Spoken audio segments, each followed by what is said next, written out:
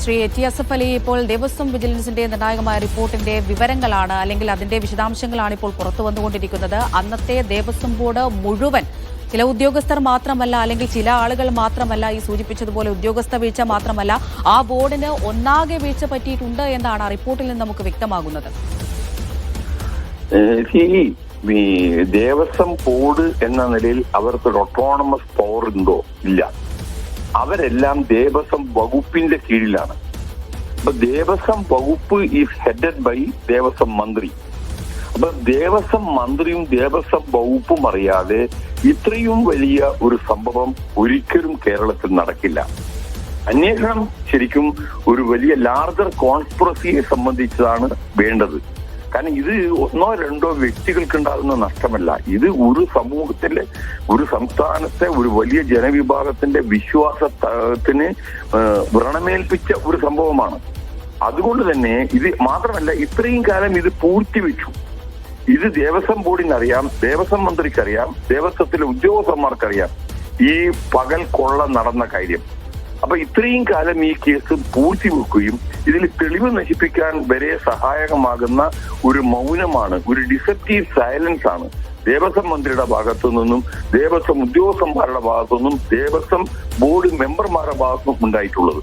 അതുകൊണ്ട് തന്നെ ഇതിൽ ഫലപ്രദമായ ഒരു അന്വേഷണം വളരെ വിശദമായി നടത്തിയാൽ മാത്രമേ ഇത് ഇനി ഒരു കാരണവശാലും ഒരു കാലത്തും ഇതുപോലൊരു സംഭവം സംഭവിക്കാൻ പാടില്ല എന്നതുകൊണ്ടാണ് ഇതിനെ സംബന്ധിച്ചിന്റെ ലാർജർ കോൺസ്പിറസിയും കൂടി അന്വേഷണത്തിന്റെ പരിധിയിലേക്ക് വരണം.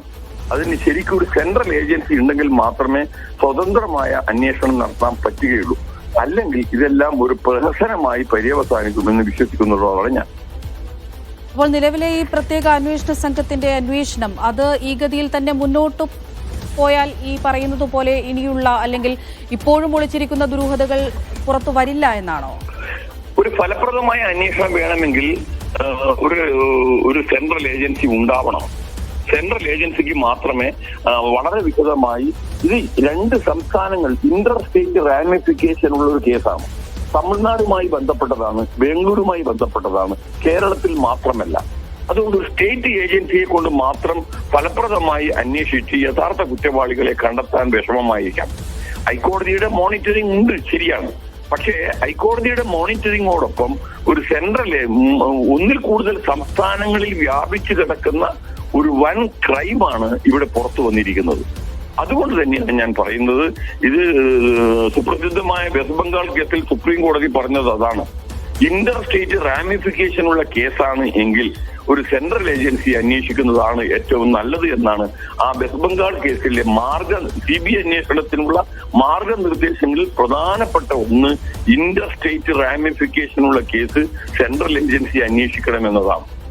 അതിന് പറ്റിയ ആ മാർഗനിർദ്ദേശങ്ങളുടെ പരിധിയിൽ വരുന്ന ഒരു കേസാണ് ഇപ്പോൾ പുറത്തു വന്നിരിക്കുന്നത് എന്നാണ്. അതുകൊണ്ടാണ് നമ്മൾ പറയുന്നത് ഇതൊരു സെൻട്രൽ ഏജൻസി അന്വേഷിക്കണം.